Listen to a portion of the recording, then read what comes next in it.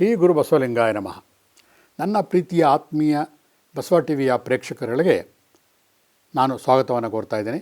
ಇವತ್ತಿನ ಆರೋಗ್ಯ ಮತ್ತು ಆಧ್ಯಾತ್ಮಿಕ ಕಾರ್ಯಕ್ರಮ ಬಹಳ ಇಂಟ್ರೆಸ್ಟಿಂಗ್ ಆಗಿರುತ್ತೆ.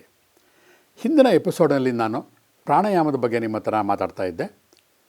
ಪ್ರಾಣಾಯಾಮ ಗೊತ್ತಿದೆ, ನಾವು ಉಸಿರಾಡುವಾಗ ಪ್ರಾಣ ನಮ್ಮ ಶ್ವಾಸದ ಜೊತೆ ನಮ್ಮ ದೇಹವನ್ನು ಸೇರುತ್ತೆ.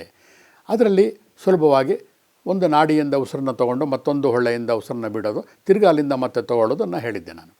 ಅದರ ಮುಂದುವರೆದ ಭಾಗವನ್ನು ನಾನು ಕಂಟಿನ್ಯೂ ಮಾಡ್ತಾ ಇದ್ದೀನಿ.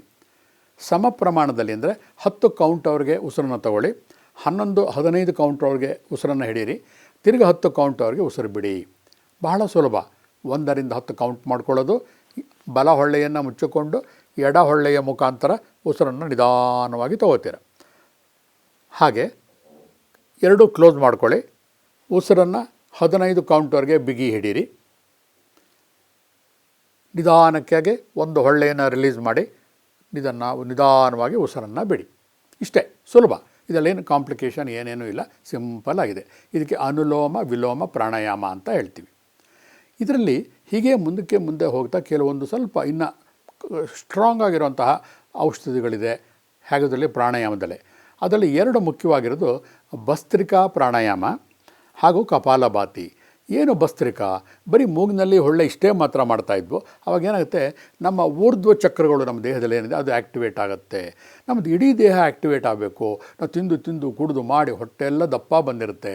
ಅದನ್ನು ಮಾಡಬೇಕು ಅಂದರೆ ಭಸ್ತ್ರಿಕಾ ಅಂದರೆ ನೀವು ನೋಡಿದ್ದೀರಾ, ಈ ಚಿಲುಮೆ ಚಿನ್ನ ಬೆಳ್ಳಿ ವ್ಯಾಪಾರ ಮಾಡ್ತಾರಲ್ಲ, ಅವು ಕೆಲಸ ಮಾಡೋಂಥವ್ರು ಏನು ಮಾಡ್ತಾರೆ, ಅಲ್ಲಿ ತಿದಿಯನ್ನು ಒತ್ತುತ್ತಾ ಇರ್ತಾರೆ. ಒಂಥರ ಪ್ರೆಷರ್ ಹಾಕಿ ಆ ಗಾಳಿ ಒತ್ತದಾಗ ಏನಾಗುತ್ತೆ, ಆ ಬರುವಂಥ ಗಾಳಿಗೆ ಬೆಂಕಿ ಸಿಡಿತಾ ಇರುತ್ತೆ. ಅದರ ಒಂದು ಹೆಸರಿನಲ್ಲಿ ಭಸ್ತ್ರಿಕಾ ಅಂತ ಹೇಳ್ತಾರೆ. ನಾವು ನೇರವಾಗಿ ಕೂತ್ಕೊಂಡ್ಬಿಟ್ಟು ಉಸಿರನ್ನು ತೊಗೊಳ್ಳೋದು, ಜೋರಾಗಿ ಉಸಿರು ಬಿಡೋದು, ಹೊಟ್ಟೆಯಿಂದ ಬಿಡೋದು. ಹೀಗೆ ಮೂಗಿಂದ ಉಸಿರು ತಗೊಳ್ಳೋದು, ಮೂಗಿಂದ ಉಸಿರು ಬಿಡೋದು, ಅಷ್ಟೇ ಸುಲಭ. ಇದಕ್ಕೆ ಭಸ್ತ್ರಿಕಾ ಪ್ರಾಣಾಯಾಮ. ಇದರಿಂದ ಏನಾಗುತ್ತೆ, ನಮ್ಮ ದೇಹದ ಒಳಗಡೆ ಇರುವಂಥ ಎಲ್ಲ ಟಾಕ್ಸಿನ್ಗಳು ಕೂಡ ನಮ್ಮ ಉಸಿರಿನ ಮುಖಾಂತರ ಹೊರಗಡೆ ಹೋಗುತ್ತೆ. ಸಿಂಪಲ್. ಇನ್ನು ನೆಕ್ಸ್ಟು ಕಪಾಲಭಾತಿಲಿ ಬಾಯನ್ನು ಮುಚ್ಕೊಂಡಿರ್ತೀವಿ. ಕೇವಲ ಮೂಗಿಂದ ನಾವು ಉಸಿರನ್ನು ಜೋರಾಗಿ ಬಿಡ್ತಾ ಹೋಗ್ತೀವಿ. ಆಗೇನಾಗುತ್ತೆ, ಈ ಸೈನಸ್ ಪ್ರಾಬ್ಲಮ್ಗಳು ಏನಿರುತ್ತೆ, ನಾವು ಮೋಟರ್ ಬೈಕ್ ರೈಡ್ ಮಾಡ್ತಿರ್ತೀವಿ ಅಥವಾ ಕೋಲ್ಡ್ ಡ್ರಿಂಕ್ಸ್ ಕುಡಿತಾ ಇರ್ತೀವಿ, ಇಲ್ಲೆಲ್ಲ ಪೇಯ್ನ್ ಬರ್ತಾ ಇರುತ್ತೆ, ಥಂಡಿ ಗಾಳಿಯಲ್ಲಿ ಓಡಾಡ್ತಿರ್ತೀವಿ. ಆ ಸೈನಸ್ ಅನ್ನೋದು ಒಳಗಡೆ ಸೇರಿಕೊಂಡಾಗ ಒಳಗಡೆ ಅದರಿಂದನೇ ಶ್ಲೇಷ್ಮ, ಕಫ ಇವೆಲ್ಲ ಬರೋದು. ಯಾವಾಗ ನಾವು ಕಪಾಲಭಾತಿಯನ್ನು ಬೆಳಗ್ಗೆ 10 ನಿಮಿಷ ಮಾಡಿ ಸಾಕು. ಮಾಡಿದಾಗ ಏನಾಗುತ್ತೆ, ಬೈ ಫೋರ್ಸ್ ಆ ಮೂಗಿಂದ ಉಸಿರನ್ನು ದಬ್ಬಿದಾಗ ಏನಾಗುತ್ತೆ, ಕಂಟಿನ್ಯೂಸ್ 10 ನಿಮಿಷ ಮಾಡಿದಾಗ ಆ ಒಳಗಡೆ ಇರುವಂತಹ ಎಲ್ಲ ಒಂದು ಕಫ ಎಲ್ಲ ಈಚೆಗೆ ಸಿಡಿಯುತ್ತೆ. ಆ್ಯಕ್ಚುಲಿ ಅದು ಕ್ಲಿಯರಾಗಿ ಅಷ್ಟು ಮಾಡಿದ್ರೆ ಸಾಕು, ನಿಮ್ಮ ಕಂಪ್ಲೀಟ್ ತಲೆಯ ಪೋರ್ಷನ್ನು ಪೂರ್ತಿ ಪರ್ಫೆಕ್ಟ್ ಆಗೋಗ್ಬಿಡುತ್ತೆ, ಶುಭ್ರವಾಗೋಗುತ್ತೆ. ಹಾಗೆ ನಮ್ಮ ಸ್ಕೂಟ್ರ್ಗಳಿಗೆ ಚೋಕ್ ಮಾಡ್ತೀವಿ ನೋಡಿ, ಎಲ್ಲಿ ಬ್ಲ್ಯಾಕೇಜ್ ಆದಾಗ ಒಂದು ಸ್ವಲ್ಪ ಪೆಟ್ರೋಲ್ ಜಾಸ್ತಿ ಬಿಟ್ಟು ಜೋರ ರೈಸ್ ಬಿಟ್ಟಾಗ ಏನಾಗುತ್ತೆ, ಪಟ್ ಅಂತ ಅಂದ್ಬಿಟ್ಟು ಸಿಡಿದು ಪೈಪ್ ಕ್ಲಿಯರ್ ಆಗಿಬಿಡುತ್ತೆ. ಅಷ್ಟೇ ಕಪಾಲಭಾತಿ. ಸುಲಭ. ಇಷ್ಟು ಮಾಡಿದ್ರೆ ನಿಮ್ಮ ಪ್ರಾಣಾಯಾಮದ ಕೆಲಸ ಸಾಕು, ಬೇರೆ ಇನ್ನೇನು ಮಾಡೋಕ್ಕೆ ಹೋಗಬೇಡಿ. ನಿಮ್ಮ ಆರೋಗ್ಯ ಸುಂದರವಾಗಿರುತ್ತೆ ಬಂಧುಗಳೇ. ಹೌದು, ಇಷ್ಟೆಲ್ಲ ಮಾಡ್ತೀವಿ. ಈ ಸೈನ್ಸ್ ಆಫ್ ಮೆಂಟಲ್ ಹೆಲ್ತಲ್ಲಿ ಮನಸ್ಸಿಗೆ ಸಂಬಂಧಪಟ್ಟಂತಹ ಕೆಲಸ ಏನು ನಡೆಯುತ್ತೆ ಪ್ರಾಣಾಯಾಮದಲ್ಲಿ. ಪ್ರಾಣಾಯಾಮ ಮಾಡಿದಾಗ ಏನಾಗುತ್ತೆ ಅಂದರೆ, ಬರೀ ಉಸಿರು ಬರೋದು ಉಸಿರು ಹೋಗೋದು, ಪ್ರಾಣ ಬರೋದು ಹೋಗೋದು ಅಷ್ಟೇ ಅಲ್ಲ, ಅದರಿಂದ ಏನಾಗುತ್ತೆ, ಶ್ವಾಸದ ಜೊತೆಗೆ ಆಮ್ಲಜನಕ ನಮ್ಮ ದೇಹಕ್ಕೆ ಬರುತ್ತೆ ಬಂಧುಗಳೇ.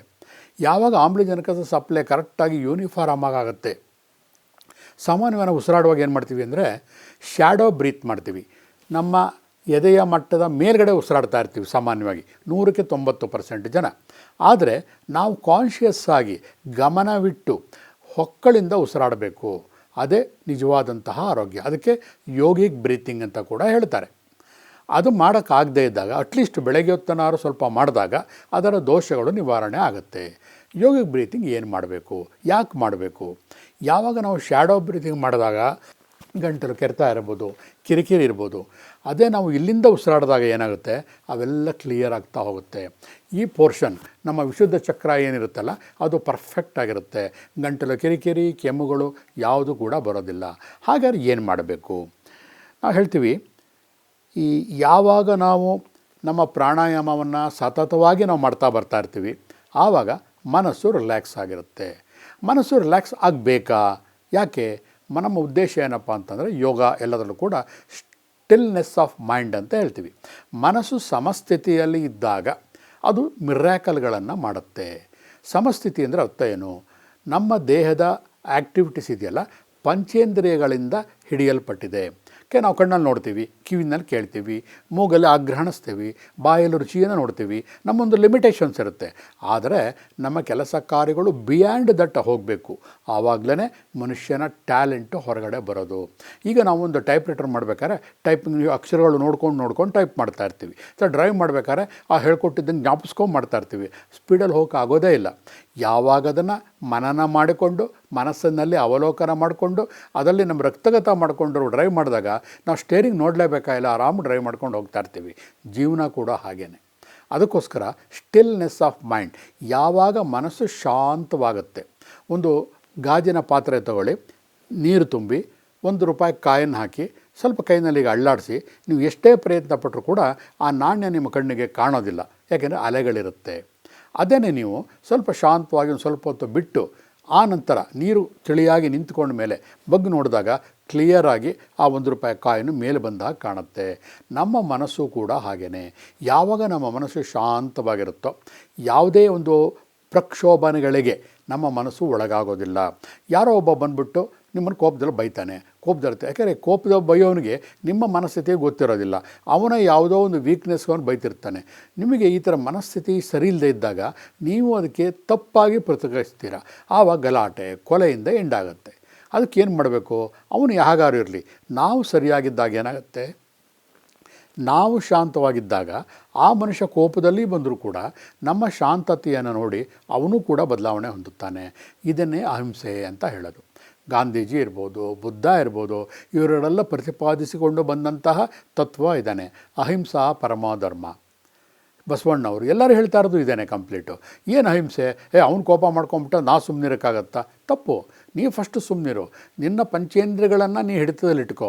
ಆವಾಗ ಏನಾಗುತ್ತೆ, ನಿನಗೆ ಅನ್ಯಾಯ ಮಾಡೋಕ್ಕೆ ಬಂದವನು ಕೂಡ ಅಯ್ಯೋ ನೋಡ್ಬಿಟ್ಟು ಇವ್ನಿಗೆ ಯಾಕಪ್ಪ ಮಾಡಬೇಕು, ಇವನಂತ ಗೋವಿದ್ದಂಗೆ ಅಂತ ಅಂದ್ಕೊಂಡು ಹಾಗೆ ಹೊಟ್ಟೋಗ್ಬಿಡ್ತಾನೆ ಕಂಪ್ಲೀಟ್. ಅವನು ತನ್ನ ತಂಟೆಗೆ ಬರೋದಿಲ್ಲ. ಆ ಒಂದು ಉದ್ದೇಶಕ್ಕೋಸ್ಕರ ಈ ಪ್ರಾಣಾಯಾಮಗಳನ್ನು ಮಾಡಬೇಕು.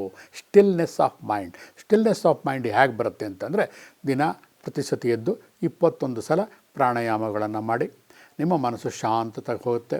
ಶಾಂತತೆಗೆ ಹೋಗೋ ಜೊತೆಗೆ ನಿಮ್ಮ ದೇಹದಲ್ಲಿ ಆಮ್ಲಜನಕದ ಸಂಚಾರ ಜಾಸ್ತಿಯಾಗಿ ನಿಮ್ಮ ಆರೋಗ್ಯ ಕೂಡ ಸುಧಾರಿಸುತ್ತೆ. ಇಲ್ಲಿ 3 ಥರದ ಆರೋಗ್ಯಗಳನ್ನು ನಾನು ಹೇಳೋಕ್ಕೆ ಇಷ್ಟಪಡ್ತೀನಿ. ಒಂದು ದೈಹಿಕ ಆರೋಗ್ಯ, ಮಾನಸಿಕ ಆರೋಗ್ಯ ಮತ್ತು ಆಧ್ಯಾತ್ಮಿಕ ಆರೋಗ್ಯ. ದೈಹಿಕ ಆರೋಗ್ಯ ಗೊತ್ತೇ ಇದೆ ನಿಮಗೆ, ಪ್ರಾಣಾಯಾಮ ಮಾಡಿದಾಗ ಏನೇನು ಲಾಭ ಸಿಗುತ್ತೆ ಅಂತ, ಅದು ಮತ್ತೆ ಹೇಳೋದು ಬೇಡ. ಆಧ್ಯಾತ್ಮಿಕ ಮತ್ತು ಮಾನಸಿಕ ಆರೋಗ್ಯ.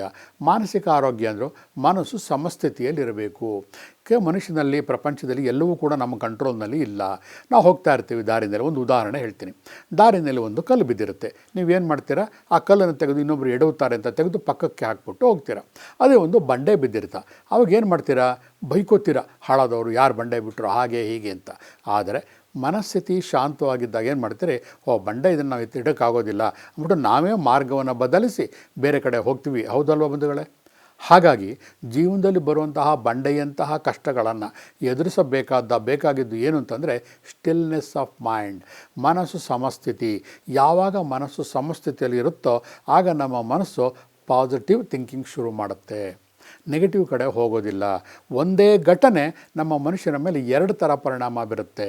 ಒಂದು ಕಥೆಯ ಮುಖಾಂತರ ಹೇಳ್ತೇನೆ. ಒಂದು ಮನೆಯಲ್ಲಿ ತುಂಬ ಕಷ್ಟ ಬಂದಿರುತ್ತೆ. ತಂದೆ ಯಾವುದೋ ಒಂದು ಕೊಲೆಯ ಕೇಸಲ್ಲಿ ಅರೆಸ್ಟಾಗಿ ಜೈಲಿನಲ್ಲಿರ್ತಾನೆ. ತಾಯಿ ಯಾವುದೋ ಮನೆಯಲ್ಲಿ ಜೀವನಕ್ಕೋಸ್ಕರ ಕೆಲಸ ಕಾರ್ಯಗಳನ್ನು ಮಾಡಿಕೊಂಡು ಕಸ ಮುಸುಗೆ ಕೆಲಸವನ್ನು ಮಾಡ್ತಾ ಇರ್ತಾಳೆ. ಅಣ್ಣ ಮತ್ತು ತಮ್ಮ 2 ಮಕ್ಕಳಿರ್ತಾರೆ. ಅಣ್ಣನಿಗೇನಾಗುತ್ತೆ, ತಂದೆ ಮಾಡಿರುವಂತಹ ಈ ಒಂದು ಕುಕೃತ್ಯದಿಂದ ಮನಸ್ಸು ದುಃಖ ಆಗಿರುತ್ತೆ. ತಾಯಿ ಕಷ್ಟಪಡ್ತಿರೋದು ನೋಡಿ ಅವನಿಗೆ ಸಹಿಸ್ಕೊಳ್ಳೋಕ್ಕಾಗ್ತಾ ಇರೋದಿಲ್ಲ. ಬಹಳ ಬೇಜಾರಾಗಿ ಹತ್ತು ಕೊನೆಗೆ ಒಂದು ದಿವಸ ಒಂದು ಮನೆ ಹತ್ತಿರ ಅಂತ ನದಿಯ ತೀರಕ್ಕೆ ಹೋಗ್ತಾನೆ. ಯೋಚನೆ ಮಾಡ್ತಾನೆ. ಅವನಿಗೆ ಏನೋ ಒಂಥರ ಅನಿಸುತ್ತೆ, ಅದೇ ಜ್ಞಾನೋದಯ. ನಾನು ಹೀಗಿರಬಾರ್ದು, ನಾನು ಹೀಗೆ ಇದ್ದರೆ ನನ್ನ ಜೀವನ ಕೂಡ ಅಪ್ಪಂತರ ಆಗಿಬಿಡುತ್ತೆ ಅಂತ ಒಂದು ತೀರ್ಮಾನವನ್ನು ತೊಗೊಂಡು ಅವನೇನು ಮಾಡ್ತಾನೆ, ತುಂಬ ಓದಿ ತುಂಬ ಮೇಲೆ ಬಂದು ದೊಡ್ಡ IAS ಆಫೀಸರ್ ಆಗ್ತಾನೆ. ಇವತ್ತು ಅವನು ಅಮೆರಿಕದಲ್ಲಿ ದೊಡ್ಡ CEO ಆಗಿದ್ದಾನೆ. ಅದೇ ಅವನ ತಮ್ಮ ಏನು ಮಾಡ್ತಾ ಇದ್ದಾನೆ, ಆ ಥರ ಯೋಚನೆ ಮಾಡಲಿಲ್ಲ. ಅವನು ಫ್ರೆಂಡ್ ಜೊತೆ ಸೇರಿಕೊಂಡು ಮನೆಯಲ್ಲೇ ಇರುವಂಥ ಕಷ್ಟವನ್ನು ಮರೆಯೋದಕ್ಕೋಸ್ಕರ ಈ ಡ್ರಗ್ಸ್ ಗಾಂಜಾಗಳನ್ನು ದಾಸನಾಗಿಬಿಟ್ಟು ಇವತ್ತು ಅವನು ಕ್ರಿಮಿನಲ್ ಆಗಿದ್ದಾನೆ.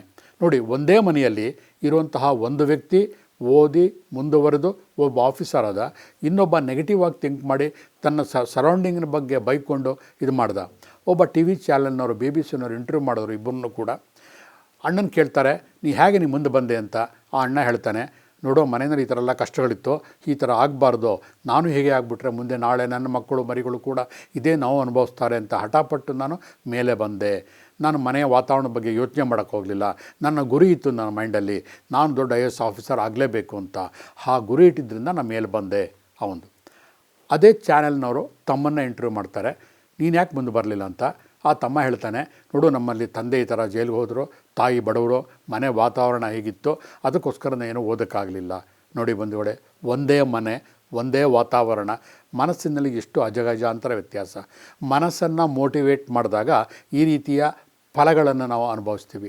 ನಮ್ಮಲ್ಲಿ ಎಷ್ಟೋ ಜನ 100ಕ್ಕೆ 90 ಜನ ನಾವು ಏನು ಮಾಡ್ತೀವಿ, ನಮ್ಮ ಅಸಹಾಯಕತೆಗೆ, ನಮ್ಮ ಕೆಲಸ ಸಿಕ್ಕಲಿಲ್ಲ ಅಥವಾ ನಮ್ಮ ಅನಾರೋಗ್ಯ ಅಥವಾ ನಮ್ಮ ಬಡತನಕ್ಕೆ ನಾವು ಏನು ಮಾಡ್ತೀವಿ, ನಮ್ಮ ಸುತ್ತಲೂ ಇರುವಂತಹ ಸಮಾಜದ ಕೊಳಕನ್ನೇ ಎತ್ತಿ ಎತ್ತಿ ತೋರಿಸ್ತೀವಿ. ಗೌರ್ಮೆಂಟ್ ಸರಿ ಇಲ್ಲ, ನಮ್ಮ ಮನೆಯವರು ಸರಿ ಇಲ್ಲ, ನನಗೆ ಯಾರೂ ಹೆಲ್ಪ್ ಮಾಡಲಿಲ್ಲ, ನನ್ನ ವಾತಾವರಣ ಹೇಗಿದೆ, ಈ ಕಾಲನೇ ಕೆಟ್ಟೋಯ್ತು, ಸಮಾನವಾಗಿ ಒಂದು ಲಿಸ್ಟ್ಗಳನ್ನೇ ಹೇಳ್ತಾ ಹೋಗ್ತೀವಿ. ಆದರೆ ಇವತ್ತು ನಮ್ಮ ಪ್ರಪಂಚದಲ್ಲಿ ಸಾಧನೆಯ ಶಿಖರದಲ್ಲಿ ಯಾರಿದ್ದಾರೆ, ಅವರೆಲ್ಲರೂ ಕೂಡ ಏನು ಆಕಾಶದಿಂದ ಇಳಿದು ಬಂದವರಲ್ಲ, ಎಲ್ಲರೂ ಕೂಡ ಕಷ್ಟಪಟ್ಟಿರೋರೆ. ಪ್ರತಿ ಕ್ಷಣದಲ್ಲೂ ಕೂಡ ಅವ್ರು ಏನು ಮಾಡ್ತಾರೆ, ಲೈಫಲ್ಲಿ ಒಂದು ಗುರಿಯನ್ನು ಇಟ್ಕೋತಾಯಿದ್ರು, ಒಂದು ಆದರ್ಶವನ್ನು ಇಟ್ಕೋತಾಯಿದ್ರು. ನಾನು ಮೈಂಡಲ್ಲಿ ಆ ಥರ ಮಾಡಬೇಕು. ಇದನ್ನು ಯಾಕೆ ಹೇಳ್ತಾ ಇದ್ದೇನೆ ಅಂದರೆ, ಪ್ರಾಣಾಯಾಮದಿಂದ ಇದನ್ನು ಸಾಧಿಸಬಹುದು. ಪ್ರಾಣಾಯಾಮಕ್ಕೂ ನಮ್ಮ ಲೈಫಿನ ಗುರಿಗೂ ಎಲ್ಲಿ ಎತ್ತ ಸಂಬಂಧ ಖಂಡಿತ ಇದೆ ಬಂಧುಗಳೇ. ನೀವು ಮಾಡಬೇಕಾಗಿರೋದಿಷ್ಟೇ, ಬಸವೇಶ್ವರನಲ್ಲಿರುವಂತಹ ನನ್ನ ಕ್ಲಿನಿಕ್ಗೆ ಒಮ್ಮೆ ಭೇಟಿ ಮಾಡಿ ನಿಮಗೆ ಪಾಸಿಟಿವ್ ಥಿಂಕಿಂಗ್ನ ಒಂದು ಫಲ ಏನು ಅಂತ ನಾನು ನಿಮಗೆ ತೋರಿಸ್ಕೊಡ್ತೀನಿ. ಸಿಂಪಲ್, ನಿಮ್ಮ ಮನೆಗಳಲ್ಲಿ ಕೂತ್ಕೊಳ್ಳಿ, ಬೆಳಗ್ಗೆ 21 ಸಲ ಪ್ರಾಣಾಯಾಮ ಮಾಡಿ. ಪ್ರಾಣಾಯಾಮದ ಕೆಲವು ಸೆಕೆಂಡ್ಗಳ ನಂತರ ನಿಮ್ಮ ಮನಸ್ಸು ಒಂದು ರೀತಿಯ ಸಮಸ್ಥಿತಿಗೆ ಬಂದಿರುತ್ತೆ. ಆ ಟೈಮಲ್ಲಿ ದೀರ್ಘವಾಗಿ ಒಂದು ಉಸಿರನ್ನು ತಗೊಂಡು ಕಣ್ಣು ಮುಚ್ಕೊಳ್ಳಿ. 2 ಕೈಗಳನ್ನು ಹಸ್ತಗಳನ್ನು ಹೀಗೆ ಇಟ್ಕೊಂಡ್ಬಿಟ್ಟು ಮನಸ್ಸಿನಲ್ಲಿ ವಿಜುವಲೈಸೇಷನ್ ಮಾಡ್ಕೊಳ್ಳಿ. ಅಂತ ಕಲ್ಪನೆಯನ್ನು ಮಾಡ್ಕೊಳ್ಳಿ, ಅಷ್ಟೇನೇನು ಬೇಡ. ನಿಮ್ಮ ಮನೆಯ ವಾತಾವರಣ ಏನೇ ಇರಲಿ ಅದು ಬೇಡ ನನಗೆ. ನೀವು ಮುಂದೆ ಏನಾಗಬೇಕು, ನಿಮ್ಮ ಆಸೆ ಏನಿದೆ, ಆಕಾಂಕ್ಷೆ ಏನಿದೆ, ಅದನ್ನು ಒಂದು ಕಲ್ಪನೆ ಮಾಡ್ಕೊಳ್ಳಿ. ಮನಸ್ಸಿನಲ್ಲಿ ಒಂದು 3 ಫ್ರೇಮ್ಗಳನ್ನು ಕಲ್ಪನೆ ಮಾಡ್ಕೊಳ್ಳಿ. ಒಂದು ಫ್ರೇಮ್ನಲ್ಲಿ ನೀವು ಈಗಿರುವಂತಹ ಪರಿಸ್ಥಿತಿಯನ್ನು ಚಿತ್ರ ಕಲ್ಪನೆ ಮಾಡಿಕೊಂಡು ಒಳಗಣ್ಣಿನಿಂದ ಮನಸ್ಸಿನಲ್ಲಿ ನೋಡಿ. ಹೊರಗಿನ ಕಣ್ಣನ್ನು ಮುಚ್ಕೊಂಡಿರ್ತೀರ, ನಿಧಾನಕ್ಕೆ ಉಸಿರಾಡ್ತಾ ಇರ್ತೀರ. ಇವತ್ತಿನ ಪರಿಸ್ಥಿತಿಯನ್ನು ನೀವು ನೋಡ್ತಾ ಇರ್ತೀರ, ನಿಮ್ಮ ಕಷ್ಟದ ದಿನಗಳನ್ನು. ಅದನ್ನು ಮಾನಸಿಕವಾಗಿ ತಳ್ಳಿ 2ನೇ ಫ್ರೇಮ್ನ ಕಲ್ಪನೆ ಮಾಡ್ಕೊಳ್ಳಿ. ಅಲ್ಲಿ ನೀವು ಏನು ಆಗಬೇಕು, ಅದು ಹೇಗಾಗುತ್ತೆ ತಲೆ ಕೆಡಿಸ್ಕೊಬೇಡಿ, ಅದ್ರ ಬಗ್ಗೆ ಆಲೋಚನೆ ಮಾಡಿ. ನಾನು ಮುಂದೆ ಒಬ್ಬ ಬ್ಯಾಂಕಿನ ದೊಡ್ಡ ಆಫೀಸರ್ ಆಗಬೇಕು, ನಾನು 10 ಜನ ಬರ್ತಿರ್ತಾರೆ, ನಾನು ಅದೆಲ್ಲ ಕ್ಯಾಶ್ ಇಸ್ಕೋತಾ ಇರ್ತಾರೆ, ಅಥವಾ ಎಲ್ಲರೂ ಚೆಕ್ ಸೈನ್ ಮಾಡಿಸ್ಕೋತಿರ್ತಾರೆ. ಏನು ನಿಮ್ಮ ಮನಸ್ಸಿಗೆ ಏನು ನೀವು ಅಂದ್ಕೊಂಡಿರ್ತೀರೋ ಆದರ್ಶ, ಅದನ್ನು ಕಲ್ಪನೆ ಮಾಡ್ಕೊಳ್ಳಿ. ಅಥವಾ ತುಂಬ ಒಳ್ಳೆ ಒರೇಟರ್ ಆಗ್ಬೋದು, ರೈಟರ್ ಆಗ್ಬೋದು, ಅಥವಾ 10 ಜನಗಳ ಮಧ್ಯೆಯಲ್ಲಿ ನಾನು ಮಾತಾಡುವಂತಹ ಶೈಲಿ ರೂಢಿಸ್ಕೊಳ್ಬೋದು, ಒಳ್ಳೆ ಇಂಗ್ಲೀಷ್ನಲ್ಲಿ ಸುಲಭವಾಗಿ ನಾನು ಮಾತಾಡಬಲ್ಲೆ, ಈ ತರಹ ಒಂದು ಕಲ್ಪನೆ ನಿಮ್ಗೇನು ಬೇಕೋ ಅದು. ಇಂಥದ್ದು ಅಂತಿಲ್ಲ, ಫಿಲ್ ಅಪ್ ದಿ ಬ್ಲ್ಯಾಂಕ್ಸ್ ನಿಮಗೆ ಬಿಟ್ಟಿರ್ತೀನಿ. ಅದು 2ನೇ ಫ್ರೇಮ್, ಅದನ್ನು ಮನಸ್ಸಿಗೆ ತಳ್ಳಿ. 3ನೇ ಫ್ರೇಮ್ನ ಈ ಹಣೆಯ ಮಧ್ಯಭಾಗದಲ್ಲಿ ಕಲ್ಪಿಸಿಕೊಳ್ಳಿ. ಅಲ್ಲಿ ನೀವು ಏನು ಕಲ್ಪನೆ ಮಾಡ್ಕೊಂಡಿದ್ದೀರಲ್ಲ, ಅದು ಆಲ್ರೆಡಿ ಹ್ಯಾಪನ್ಡ್, ಅದು ಆಗೋಗಿದೆ, ಅದನ್ನು ಎಂಜಾಯ್ ಮಾಡಿ. ಸಪೋಸ್ ಇವಾಗ ನೀವು ದೊಡ್ಡ ಮನೆ ಕಟ್ಟಬೇಕು ಅಂತಿರ್ತೀರ, ನೀವು ಕನಸಿನ ಲೋಕದಲ್ಲಿ ಗಾಳಿಯ ಗೋಪುರದಲ್ಲಿ ಆ ಮನೆ ಕಟ್ಟಿದ್ದೀರಾ, ಆ ಮನೆ ಗೃಹ ಪ್ರವೇಶ ಮಾಡ್ತಾಯಿದ್ದೀರಾ, ನೀವು ಎಂಟರ್ ಆಗ್ತಾಯಿದ್ದೀರಾ, ಒಳಗಡೆ ಹೋಗ್ತಾಯಿದ್ದೀರಾ. ಬಂಧುಗಳೇ, ಇವತ್ತು ಹೇಳ್ತೀನಿ, ಇವತ್ತು ನೀವು ಏನಾಗಿದ್ದೀರೋ, ನಿಮಗೆ ಗೊತ್ತಿದ್ದೋ ಗೊತ್ತಿಲ್ಲದೇನೋ ಹಿಂದೆ ಮಾಡಿಕೊಂಡಂತಹ ಕಲ್ಪನೆಗಳಿಂದ ಇವತ್ತು ಆ ಪರಿಸ್ಥಿತಿಗೆ ನೀವು ಬಂದಿದ್ದೀರಾ. ನಾನು ಹೇಳಿಕೊಟ್ಟಂತಹ ಈ ಟೆಕ್ನಿಕ್ನ ಆಫ್ಟರ್ ಪ್ರಾಣಾಯಾಮ ನೀವು ಮಾಡಿ. ಪ್ರಾಣಾಯಾಮ ಮಾಡೋದು ಯಾತಕ್ಕೆ ಅಂತಂದರೆ, ಒಂದು ಫೌಂಡೇಶನ್ ಬೆಡ್ ಹಾಕೋಕ್ಕೋಸ್ಕರ ಮನಸ್ಸು. ಯಾಕೆಂದರೆ ನಾವೀಗ ಮಾತಾಡ್ತಿದ್ದು ಸೈನ್ಸ್ ಆಫ್ ಮೆಂಟಲ್ ಹೆಲ್ತ್ ಬಗ್ಗೆ. ಮನಸ್ಸನ್ನು ಒಂದು ಪ್ಲ್ಯಾಟ್ಫಾರ್ಮ್ ಕ್ರಿಯೇಟ್ ಮಾಡಿರ್ತೀವಿ ಪ್ರಾಣಾಯಾಮ ಮಾಡಿದಾಗ. ಅದು ಮಾಡಿದ ನಂತರ ಈ 3 ಫ್ರೇಮ್ ಟೆಕ್ನಿಕ್ ನೀವು ಮಾಡಿದಾಗ ನೀವು ಸಾಧಿಸೋಕ್ಕೆ ಆಗದೇ ಇದ್ದಿದ್ದು ಪ್ರಪಂಚದಲ್ಲೇ ಯಾವುದೂ ಇಲ್ಲ ಅಂತ ನಾನು ಘಂಟಾಘೋಷವಾಗಿ ಹೇಳ್ತೀನಿ. ನಿಮಗೆ ಏನು ಬೇಕು, IAS ಆಗಬೇಕಾ ಅಥವಾ ಒಳ್ಳೆ ಮದುವೆ ಆಗಬೇಕಾ, ನೀವು ಯಾವ ಜಾತಕ ಪಂಚಾಂಗ ಯಾವುದು ನೋಡಬೇಕಾಗಿಲ್ಲ. ನೀವು ನಿಮ್ಮ ಘಟನೆ ಲೈಫಲ್ಲಿ ಏನಾಗಬೇಕು ಅದನ್ನು ನೀವು ಸ್ಟ್ರಾಂಗ್ ಆಗಿ ಮಾಡಿ. ಇದರಲ್ಲಿ ಇರೋದು 2 ಪಾಯಿಂಟು. ಒಂದು, ನಿಮ್ಮ ಡಿಸೈರ್ ಎಷ್ಟು ಸ್ಟ್ರಾಂಗ್ ಆಗಿರುತ್ತೋ ಅಷ್ಟು ಬೇಗ ನಿಮ್ಮ ಕೆಲಸಗಳಾಗತ್ತೆ. ಕೆಲಸ ಆಗಲಿಲ್ಲ ಅಂತಂದರೆ ನಿಮ್ಮ ಡಿಸೈರ್ ಸ್ಟ್ರಾಂಗ್ ಆಗಿಲ್ಲ ಅಂತ ಅಷ್ಟೇ ಅರ್ಥ. ಅದು ಬಿಟ್ಟು ಬೇರೆ ಇನ್ನೇನು ಇಲ್ಲವೇ ಇಲ್ಲ. ಇದರಲ್ಲಿ ಯಾವ ರೀತಿಯ ಕೊಂಕಾಗಲಿ ಡೊಂಕಾಗಲಿ ಯಾವುದೂ ಇಲ್ಲ ಬಂಧುಗಳೇ. ಮನುಷ್ಯನ ಮನಸ್ಸು ಅಂದರೆ ಅಷ್ಟು ಅಷ್ಟು ಪವರ್ಫುಲ್ ಆಗಿರೋವಂಥದ್ದು. ಮನಸ್ಸಿನ ಮುಂದೆ ಬೇರೆ ಯಾವುದೂ ಇಲ್ಲ. ಅದಕ್ಕೆ ಕೆಲವರು ಹೇಳ್ತಾರೆ ಮನಸ್ಸಿದ್ದಂತೆ ಮಹಾದೇವ ಅಂತ. ನಿಮ್ಮ ಮನಸ್ಸು ಯಾವ ರೀತಿ ಓಡ್ತಾ ಇರುತ್ತೋ ಹಾಗೆ ನಿಮ್ಮ ಫ್ಯೂಚರ್ ಇರುತ್ತೆ. ನಿಮ್ಮ ಒಂದು ಲೈಫನ್ನು ಯು ಕ್ಯಾನ್ ಕ್ರಿಯೇಟ್. ನಿಮ್ಮ ಒಂದು ಆಲೋಚನಾ ಶಕ್ತಿಯಿಂದನೇ ನೀವು ನಿಮ್ಮ ಭವಿಷ್ಯವನ್ನು ರೂಪಿಸ್ಕೋಬೋದು ವಿನಃ ಬೇರೆ ಯಾರೂ ಕೂಡ ಇಲ್ಲ. ಯಾವುದು ಕೂಡ ನಮ್ಮ ಎನ್ವಿರಾನ್ಮೆಂಟ್ ನಮ್ಮನ್ನು ಹಾಳು ಮಾಡುತ್ತೆ ಅಂತಾಗಲಿ, ಅಥವಾ ನಾವು ತೊಗೊಳ್ಳೋ ಫುಡ್ ಚೆನ್ನಾಗಿಲ್ಲ, ನಾವು ಬಡವರು, ಅದಕ್ಕೋಸ್ಕರ ನಾವು ಶಕ್ತಿ ಇಲ್ಲ, ಅವೆಲ್ಲ ಬರೀ ಸುಳ್ಳು ಬಂಧುಗಳೇ. ಯಾಕಂದರೆ ಇವತ್ತು ಕೂಡ ದೊಡ್ಡ ದೊಡ್ಡ ಮಠಾಧೀಶರುಗಳನ್ನ ನೋಡ್ತೀವಿ. ನೋಡೋಕ್ಕಷ್ಟು ತುಂಬ ಜ್ಞಾನವಂತರಾಗಿರ್ತಾರೆ, ತಿಳ್ಕೊಂಡಿರ್ತಾರೆ, ಒಳ್ಳೊಳ್ಳೆ ಓದಿರ್ತಾರೆ, ಎಲ್ಲ ಮಾಡ್ತಾರೆ. ನಾವು ಏನ್ಕೊಂಡ್ಬಿಡ್ತೀವಿ, ಮಠಾಧೀಶರು ಬೇಕಾದಷ್ಟು ಕೋಟ್ಯಾನು ದುಡ್ಡುಗಳಿರುತ್ತೆ ಅವ್ರ ಹತ್ರ, ಏನು ದಿನ ಅವ್ರು ಬಾದಾಮಿ ಗೋಡಂಬಿನೇ ತಿನ್ಕೊಂಡಿರ್ತಾರೆ ಅಂತ. ರಿಯಲ್ಲಾಗಿ ಒಳಗಡೆ ಹೊರಡಿದಾಗ ಗೊತ್ತಾಗುತ್ತೆ ಅವರು ಊಟಕ್ಕೆ ಬೇವಿನ ಚಟ್ನಿಗಳನ್ನು ಕೂಡ ಉಪಯೋಗಿಸ್ತಾರೆ, ಕಹಿ. ಯಾಕಂದರೆ ದೇಹವನ್ನು ದಂಡಿಸೋಕ್ಕೆ. ಆ ಒಂದು ಇನ್ನೊಂದು ಮುಖ ನಿಮ್ಗಳ ಅನುಭವ ಇಲ್ಲ ಎಷ್ಟೋ ಜನಕ್ಕೆ. ಬರೀ ಟಿ ವಿ ಚಾನೆಲ್ಗಳಲ್ಲಿ, ಪೇಪರ್ಗಳಲ್ಲಿ ನೋಡ್ಕೊಂಬಿಟ್ಟು ನಾವೇನು ಮಾಡ್ತೀವಿ, ಒಬ್ಬ ಮಠಾಧೀಶ ಅಂತಂದರೆ ಕೆಟ್ಟ ಭಾವನೆಗಳನ್ನು ನಾವು ಕಲ್ಪಿಸ್ಕೊತಾ ಹೋಗ್ತೀವಿ ಬಂಧುಗಳೇ. ರಿಯಲ್ಲಾಗಿ ನೋಡಿದ್ರು ಕೂಡ ಅದನ್ನು ಸತ್ಯವನ್ನು ನೋಡಿದ್ರು ಕೂಡ ಪ್ರಮಾಣಿಸಿ ನೋಡು ಅನ್ನೋ ಹಾಗೆ ಇದನ್ನು ಒಳ ಅಂತರಾಳವನ್ನು ನೋಡಿದಾಗ ನಿಮ್ಗೆ ಗೊತ್ತಾಗುತ್ತೆ ಅವರು ಕೂಡ ಕೆಲವು ಸಾಧನೆಗಳನ್ನೇ ಮಾಡ್ತಾರೆ. ಹಾಗಾಗಿ ನಾವು ಹೀಗಿರ್ತೀವಿ, ಅವರು ಹಾಗಾಗ್ತಾರೆ. ಆ ದಾರಿ ತಪ್ಪಿದಾಗ ದೇವರೇ ಶಿಕ್ಷೆ ಕೊಡ್ತಾನೆ, ಅದು ಇನ್ನೊಂದು ಭಾಗ. ಅದನ್ನು ನಮಗೆ ಬೇಡ ನಮಗೆ. ಹಾಗಾಗಿ ನಮ್ಮ ಮನಸ್ಸನ್ನು ಪಳಗಿಸಿದಾಗ, ಈ ಒಂದು ಪ್ರಕೃತಿಯ ಲಯಕ್ಕೆ ನಮ್ಮ ಮನಸ್ಸು ಹೊಂದಿಕೊಂಡಾಗ ಅಲ್ಲಿಂದ ಉತ್ಪತ್ತಿಯಾಗುವಂತಹ ಪ್ರತಿಯೊಂದು ಘಟನೆಗಳು ಕೂಡ ಮಿರಾಕಲ್ ಮಿರಾಕಲ್ ಮಿರಾಕಲ್. ನಾವು ಹೇಳ್ತೀವಿ, ಹಾಗಾದರೆ ಪ್ರಪಂಚದಲ್ಲಿ ಮಿರಾಕಲ್ ಅನ್ನೋದು ಇದೆಯಾ? ಖಂಡಿತ ಇದೆ. ಅದನ್ನು ಹೇಗೆ ಮಾಡಬೇಕು? ಬಹಳ ಸುಲಭ. ನಿಮ್ಮ ಮನಸ್ಸಿನೊಳಗಡೆ ಇದೆ subconscious mind and conscious mind. Conscious ಮೈಂಡಲ್ಲಿ ಏನಾಗ್ತಾ ಇರುತ್ತೆ, ನಿಮ್ಗೆ ಆವಾಗ ಹೇಳಿದೆ ಮೆಮೊರಿ ಚಿಪ್ಸ್ ಇರುತ್ತೆ ಅಂತಂದ್ಬಿಟ್ಟು. ನಮ್ಮ ಪಂಚೇಂದ್ರಿಯಗಳಿಂದ ಆದಂತಹ ಅನುಭವಗಳು ರೆಕಾರ್ಡ್ ಆಗೋದು ಕಾನ್ಷಿಯಸ್ ಮೈಂಡಲ್ಲಿ, ಹೊರ ಮನಸ್ಸಿನಲ್ಲಿ. ಅದು ಒಳಗಡೆ ಹೋದಾಗ ಮೆಮೊರಿ ಆಗುತ್ತೆ. ಆ ಮೆಮೊರಿ ಒಳಗಡೆ ಉಳ್ಕೊಂಡಿರುತ್ತೆ. ಸಬ್ಕಾನ್ಷಿಯಸ್ ಮೈಂಡಲ್ಲಿ ಡ್ರಾಪ್ ಬೈ ಡ್ರಾಪ್ ಇಳೀತಾ ಇರುತ್ತೆ. ಯಾವುದೇ ಒಂದು ಘಟನೆ ನಡೆದಾಗ ಆ ಸಬ್ಕಾನ್ಷಿಯಸ್ ಮೈಂಡೇ ನಿಮಗೆ ಹೆಲ್ಪ್ ಮಾಡೋದು. ಆ ಸಬ್ಕಾನ್ಷಿಯಸ್ ಮೈಂಡ್ಗೆ ಕರೆಕ್ಟ್ ಫೀಡ್ ಇನ್ ಮಾಡಿದಾಗ, ಕಂಪ್ಯೂಟರ್ ಲ್ಯಾಂಗ್ವೇಜಲ್ಲಿ ಹೇಳ್ತೀನಿ, ಯಾವುದನ್ನು ನೀವು ಕರೆಕ್ಟಾಗಿ ಫೀಡ್ ಮಾಡಿರ್ತೀವೋ ಔಟ್ಪುಟ್ ಹಾಗೆ ಬರುತ್ತೆ.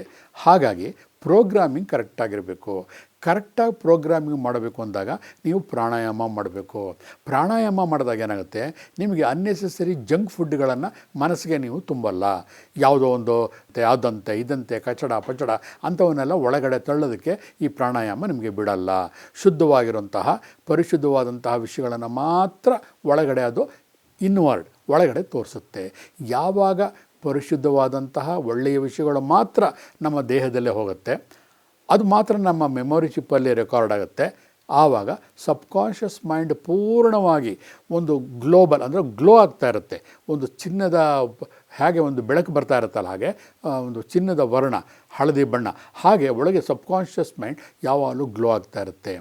ಯಾವಾಗ ಮನುಷ್ಯನ ಸಬ್ಕಾನ್ಷಿಯಸ್ ಮೈಂಡು ಗ್ಲೋ ಆಗ್ತಾ ಇರುತ್ತೆ, ಆ ಮನುಷ್ಯ ಯಾವಾಗಲೂ ಮತ್ತೊಬ್ಬರಿಗೆ ಸಹಾಯ ಮಾಡುವಂತಹ ಮೂಡಲಿರ್ತಾನೆ, ಇನ್ನೊಬ್ಬರಿಗೆ ಅನ್ಯಾಯ ಮಾಡೋದಿಲ್ಲ. ಅದನ್ನೇ ಹೇಗೆ ಪತ್ತ ಮಾಡೋದು? ಅದು ಬಹಳ ಸುಲಭ. ಈಗ ಕೆರ್ಲಿಯನ್ ಕ್ಯಾಮರಾ ಅಂತ ಬಂದಿದೆ, ಎಲ್ಲ ಕಡೆ ಸಿಗ್ತಾ ಇದೆ.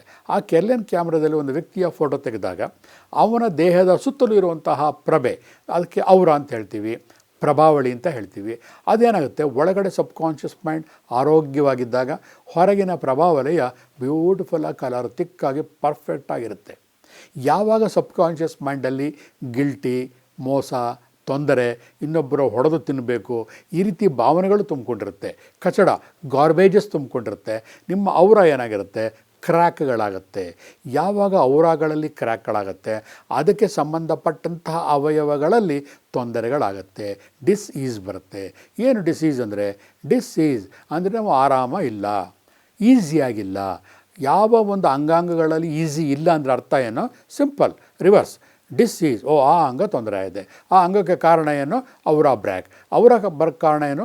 ನಮ್ಮ ಮನಸ್ಸಿನ ಥಾಟ್, ಅದಕ್ಕೆ ಕಾರಣ ಏನು? ನಮ್ಮ ಇನ್ಪುಟ್. ನಮ್ಮ ದೇಹದೊಳಗೆ ಮನಸ್ಸಿನೊಳಗೆ ನಾವು ಏನು ಇಳಿಬಿಡ್ತಾ ಇದ್ದೀವಲ್ಲ ಕೆಟ್ಟ ವಿಷಯಗಳು, ಅದರಿಂದ ಮೆಮೊರಿ ಹಾಳಾಗಿ, ಅದರಿಂದ ನಮ್ಮ ಅವರ ಹಾಳಾಗಿ, ಅದರಿಂದ ನಮ್ಮ ದೇಹ ಹಾಳಾಗಿ, ಅಂಗಾಂಗಗಳ ಹಾಳಾಗಿ ನಮ್ಮ ಆರೋಗ್ಯ ಕಂಪ್ಲೀಟ್ ಹಾಳಾಗ್ತಾ ಇದೆ.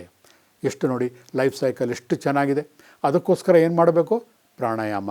ಈಗ ಅರ್ಥ ಆಯ್ತಾ? ಪ್ರಾಣಾಯಾಮ ಮಾಡೋರು ಬರೀ ಸಾಧು ಸನ್ಯಾಸಿಗಳಲ್ಲ, ಅಥವಾ ಯಾರೋ ದುಡ್ಡು ಕೊಟ್ಟವ್ರು ಯೋಗ ಕ್ಲಾಸ್ಗೆ ಹೋಗ್ಬಿಟ್ಟು ಮಾಡ್ತಿರ್ತಾರೆ ಅವ್ರಿಗೋಸ್ಕರನೂ ಅಲ್ಲ. ಪ್ರತಿಯೊಬ್ಬರು ಕೂಡ ಚಿಕ್ಕ ಚಿಕ್ಕ ವಯಸ್ಸಿನಿಂದನೇ ಮಾಡಬೇಕು. ಯಾಕಂದರೆ ಯಾರಿಗೆ ಮಿರಾಕಲ್ ಬೇಡ ಲೈಫಲ್ಲಿ. ಓದಬೇಕು, ದುಡ್ಡು ಸಂಪಾದನೆ ಮಾಡಬೇಕು, 10 ಜನದ ಮುಂದೆ ಹೆಸರು ಗಳಿಸ್ಬೇಕು, ಪ್ರತಿಯೊಂದು ಇರಲ್ವಾ? ಪ್ರತಿಯೊಬ್ಬರಿಗೂ ಇರುತ್ತೆ. ಒಂದು ಒಳ್ಳೆ ಹೆಂಡತಿ ಇರಬೇಕು, ಅಷ್ಟಕ್ಕೆ ನಿಂತೋಯ್ತಾ ಒಳ್ಳೆ ಮಕ್ಕಳಾಗಬೇಕು, ಅಷ್ಟಕ್ಕೆ ಆಗೋಯ್ತಾ ಅವ್ರುಗಳು ಚೆನ್ನಾಗಿ ನೋಡ್ಕೋಬೇಕು. ಹೀಗೆ ಲೈಫ್ ಸೈಕಲ್. ಈ ಭೂಲೋಕಕ್ಕೆ ಬಂದಮೇಲೆ, ಆಧ್ಯಾತ್ಮಿಕವಾಗಿ ಬಂದಮೇಲೂ ಕೂಡ ಏನಾಗುತ್ತೆ ಅಂದರೆ, ಒಂದು ಜೀವನದ ಒಂದು ಗುರಿ ಇರಬೇಕು ಮನುಷ್ಯನಿಗೆ. ಆ ಗುರಿಯನ್ನು ಸಾಧಿಸಲಿಕ್ಕೆ ಇವೆಲ್ಲ ಒಂದಕ್ಕೊಂದು ಚೈನ್ ಲಿಂಕ್ ಇದ್ದಂಗೆ. ಅದರಲ್ಲೇ ಮುಳುಗಬಾರದು ಬಂಧುಗಳೇ. ಯಾಕಂದರೆ ನಾವು ಅದರಲ್ಲೇ ಮುಳುಗಿದಾಗ ಏನಾಗುತ್ತೆ, ಹೇಗೆ ಹಾವು ಪುಂಗಿಯ ನಾದಕ್ಕೆ ಮನಸೋತುತ್ತೋ, ಮೀನು ಗಾಳದ ಹುಳುವಿನ ರುಚಿಗೆ ಮನಸೋಲುತ್ತೋ, ಹಾಗೆ ಪತಂಗ ಬೆಂಕಿಗೆ ಕಾವಿಗೆ ಮನಸೋತು ತನ್ನ ರೆಕ್ಕೆ ಪುಕ್ಕವನ್ನು ಕಳ್ಕೊಳ್ಳುತ್ತೋ, ಹಾಗೆ ನಾವು ಹೆಣ್ಣು ಹೊನ್ನು ಮಣ್ಣುಗಳ ಒಂದು ಮೋಹಕ್ಕೆ ಸಿಲುಕಿ ನಾವು ನಮ್ಮ ಒಂದು ಎಕ್ಸಿಸ್ಟೆನ್ಸ್ನೇ ಹಾಳು ಮಾಡ್ಕೋತಾ ಹೋಗ್ತೀವಿ. ಎಲ್ಲವೂ ಬೇಕು, ಲಿಮಿಟ್ ಆಗಿರಬೇಕು. ಅದು ಕೆಲವರು ಏನು ಹೇಳ್ತಾರೆ, ಅದಕ್ಕೆ ಕಮಲದ ಹೂವಿನ ಮೇಲೆ ನೀರು ಬಿದ್ದಂಗೆ ಇರಬೇಕು. ನೀರು ಬೀಳುತ್ತೆ ಕಮಲದ ಎಲೆಯ ಮೇಲೆ, ಆದರೆ ಅದಕ್ಕೆ ಅಂಟ್ಕೊಳ್ಳಲ್ಲ, ಹಾಗೆ ಜಾರೋಗುತ್ತೆ. ಅಷ್ಟು ಇದಾಗಿರಬೇಕು. ಅಂದ್ಬಿಟ್ಟು ಕೇರ್ಲೆಸ್ ಆಗಿರಬೇಕು ಅಂತಲ್ಲ, ಪ್ರತಿಯೊಂದು ಕೂಡ ನಮ್ಮ ಕರ್ತವ್ಯದ ದೃಷ್ಟಿಯಿಂದ ಮಾತ್ರ ಮಾಡಬೇಕು. ಪ್ರತಿಯೊಂದು ಆತ್ಮಗಳು ಕೂಡ ಪವಿತ್ರವಾದಂಥವು. ನಮ್ಮ ಹೆಂಡತಿ ಇರ್ಬೋದು, ಮಕ್ಕಳಿರ್ಬೋದು, ಮನೆ ಮಠ ಎಲ್ಲರೂ ಕೂಡ ಯಾರಿಗೂ ನೋವು ಮಾಡಬಾರ್ದು. ಅಹಿಂಸಾ ಮಾರ್ಗದಲ್ಲಿ ಹೋದಾಗ ಏನಾಗುತ್ತೆ, ದೇವರು ನಮ್ಗೆ ಏನು ಬೇಕೋ ಕೊಟ್ಟೇ ಕೊಡ್ತಾನೆ. ಅದಕ್ಕೆ ಯಾವತ್ತೂ ಮೋಸ ಆಗೋದಿಲ್ಲ. ನಾವು ಮಾಡಬೇಕಾಗಿರೋದಷ್ಟೇ ಗಾರ್ಬೇಜ್ ಇನ್ ಗಾರ್ಬೇಜ್ ಔಟ್. ನಮ್ಮ ಮನಸ್ಸಕ್ಕೆ ಪ್ರಭಾವಲಿಯೋದಕ್ಕೆ ಒಳ್ಳೆಯ ವಿಷಯಗಳನ್ನು ಮಾತ್ರ ತುಂಬಬೇಕು. ಒಳ್ಳೆಯ ವಿಷಯ ತುಂಬಬೇಕಾದ್ರೆ ಒಂದು ಬೇಸಿಕ್ ಏನು ವರ್ಕ್ ಮಾಡಬೇಕಲ್ಲ, ಪ್ರಾಣಾಯಾಮ, ಅದನ್ನು ಮಾಡೋಣ. ಯಾವಾಗ ಅದನ್ನು ನಾವು ಮಾಡ್ತೀವೋ ನಮಗೇ ಗೊತ್ತಿಲ್ಲದಿದ್ದಂಗೆ ನಮ್ಮ ಆರೋಗ್ಯನೂ ಸುಧಾರಿಸುತ್ತೆ. ಯಾವುದು? ಮಾನಸಿಕ ಮತ್ತು ಆಧ್ಯಾತ್ಮಿಕ ಆರೋಗ್ಯಗಳು ಕೂಡ. ಅದಕ್ಕಿಂತ ಇನ್ನೇನು ಬೇಕು ನಮಗೆ? ಯಾವಾಗ ನಮ್ಮ ಮನಸ್ಸು ಸಂತೋಷವಾಗಿರುತ್ತೆ, ನಮಗೆ ಪ್ರಪಂಚದಲ್ಲಿ ಏನು ಬೇಕಾಗೇ ಇಲ್ಲ. ಹೇಳಿದಿಲ್ವ, ಎಲ್ಲವೂ ತುಂಬಿರುವಾಗ ಸ್ವರ್ಗಕ್ಕೆ ಕಿಚ್ಚನ್ನು ಹಚ್ಚು ಅಂತ ಹೇಳ್ತಾರೆ ಅಂತ ಅಂದ್ಬಿಟ್ಟು. ತೃಪ್ತಿಯಾಗಿರೋ ಮನುಷ್ಯನಿಗೆ ಏನು ಬೇಕಾಗೇ ಇರೋದಿಲ್ಲ. ಅವನಿಗೆ ಲಂಚ ಕೊಡೋರು ಬಿಡೋಣ ಚೆನ್ನಾಗಿದ್ದೇನೆ, ನನಗೆ ಯಾಕೆ ಬೇಕು, ನೀನು ದುಡ್ಡು ತೊಗೊಂಡು ನಾ ಏನು ಮಾಡಲಿ, ಇಷ್ಟು ತೃಪ್ತಿ ಬಂದುಬಿಡುತ್ತೆ. ಆ ತೃಪ್ತಿಯಾಗಿರುವಂತಹ ಮನುಷ್ಯನಿಂದ ಏನಾಗುತ್ತೆ, ಒಂದು ಸಮಾಜನೇ ಉದ್ಧಾರ ಆಗುತ್ತೆ. ಅದರಲ್ಲಿ ಯಾವುದೇ ರೀತಿ ವಂಚನೆ ಇರೋದಿಲ್ಲ, ಪ್ರೀತಿ ಇರುತ್ತೆ. ಇಡೀ ಪ್ರಪಂಚ, ಕೊನೆಯ ಒಂದು ಪದ ಹೇಳ್ತೇನೆ, ನಿಂತಿರೋದು ಲವ್ ಲವ್ ಲವ್, ಪ್ರೀತಿ. ಪ್ರತಿಯೊಬ್ಬರನ್ನು ಕೂಡ ಬರೀ ನಾವು ಮಾಡ್ತೀವಿ, ಹೇಗೆ ನಮಗೆ ಬೇಕಾದವ್ರನ್ನ ಮಾತ್ರ ನಾವು ಪ್ರೀತಿಸ್ತೀವಿ, ಅದೆಲ್ಲ ಬಂಧುಗಳೇ. ಪ್ರತಿಯೊಬ್ಬರನ್ನು ಕೂಡ immaterial of the caste and grade, ಯಾವುದೇ ಜಾತಿ ಮತ ಅಂತಸ್ತುಗಳ ಲೆಕ್ಕವಿಲ್ಲದೆ ಯಾವಾಗ ನಾವು ವಿಶ್ವ ಬಾಂಧತ್ವದಿಂದ ಎಲ್ಲರನ್ನೂ ಪ್ರೀತಿಸೋಕ್ಕೆ ಶುರು ಮಾಡ್ತೀವೋ, ಯಾವುದೇ ಒಂದು ಮೋಸ ತಟವಟಗಳಿಲ್ಲದೆ, ಆವಾಗ ಮಾತ್ರ ನಮಗೆ ಈ ಎಲ್ಲ ಸಾಧನೆಗಳು ಕೂಡ ಕೈಗೂಡುತ್ತೆ. ಅದಕ್ಕೆ ನಾವೇನು ಮಾಡಬೇಕು, ಪ್ರತಿಯೊಬ್ಬರನ್ನು ಕೂಡ ಆತ್ಮೀಯತೆಯಿಂದ ಮಾತಾಡೋಣ, ಶತ್ರುವನ್ನು ಕೂಡ ಪ್ರೀತಿಯಾಗಿ ಮಾತಾಡ್ಸೋಣ. ಆವಾಗೇನಾಗುತ್ತೆ, ಒಂದು ಆತ್ಮೀಯತೆ ಬೆಳೆಯುತ್ತೆ. ನಾವು ಈ ಲೋಕವನ್ನು ಬಿಟ್ಟು ಬೇರೆ ಲೋಕಕ್ಕೆ ಹೋದರೂ ಕೂಡ ನಮ್ಮ ಲೆಕ್ಕಾಚಾರದಲ್ಲಿ ಒಂದು ಪ್ರೀತಿ ವಿಶ್ವಾಸ ತುಂಬಿದ್ದಾಗ ನಮ್ಮ ಒಂದು ಕ್ರೆಡಿಬಿಲಿಟಿ ಜಾಸ್ತಿ ಇರುತ್ತೆ. ಮತ್ತೊಂದು ಜನ್ಮ ಹುಟ್ಟಿದಾಗಲೂ ಕೂಡ ನಮಗೆ ಅದು ಒಂದು ಪಾಸಿಟಿವ್, ಒಂದು ನಮ್ಮ ಏನೊಂದು ಗಂಟು ಅಂತ ಹೇಳ್ತೀವಲ್ಲ ದುಡ್ಡು, ಹಾಗೆ ದುಡ್ಡಲ್ಲ, ಅದು ನಮ್ಮ ಕರ್ಮಫಲಗಳು ಜಾಸ್ತಿಯಾಗಿ ಇಡೀ ನಮ್ಮ ಜೀವನ ಕೂಡ ಚೆನ್ನಾಗಿರುತ್ತೆ. ಒಂದು ವ್ಯಕ್ತಿಯ ಜೀವನ ಚೆನ್ನಾಗಿದ್ದರೆ ಒಬ್ಬರಿಂದ ಒಬ್ಬರಿಗೆ ಚೈನ್ ರಿಯಾಕ್ಷನ್ ಆಗಿ ಇಡೀ ಸಮಾಜನೇ ಸುಧಾರಿಸುತ್ತೆ ಅಲ್ವಾ? ಹಾಗಾಗಿ ನಾವು ಮಾಡಬೇಕಾಗಿರೋದಿಷ್ಟೇ, ಬಹಳ ಸಿಂಪಲ್ ಆಗಿರೋಂತಹ ಪ್ರಾಣಾಯಾಮ ಪ್ರಾರಂಭ ಮಾಡಿ. ಅದಕ್ಕೆ ಟೈಮ್ ಲಿಮಿಟ್ ಏನಿಲ್ಲ. ಇವತ್ತಿಂದನೇ ಮಾಡಿದಾಗ ಏನಾಗುತ್ತೆ, ಈ ಎಲ್ಲ ಫಲಗಳನ್ನು ನೀವು ಖಂಡಿತ ಪಡಿತೀರ. ಮುಂದಿನ ಎಪಿಸೋಡ್ಗಳಲ್ಲಿ ಇದೇ ಮೆಂಟಲ್ ಸೈನ್ಸ್ ಸಂಬಂಧಪಟ್ಟಂಥ ವಿಷಯಗಳನ್ನು ನಾನು ನಿಮಗೆ ಹೆಜ್ಜೆ ಹೆಜ್ಜೆಗೆ ಇಂಚಾಗಿ ಹೇಳ್ತಾ ಹೋಗ್ತೀನಿ. ಈ ಕಾರ್ಯಕ್ರಮವನ್ನು ವೀಕ್ಷಿಸ್ತಾ ಇರುವಂತಹ ಎಲ್ಲ ಸಮಸ್ತ ವೀಕ್ಷಕರುಗಳಿಗೆ ನನ್ನ ಅನಂತ ವಂದನೆಗಳನ್ನು ನಾನು ಸಲ್ಲಿಸ್ತಾ ಇದ್ದೀನಿ.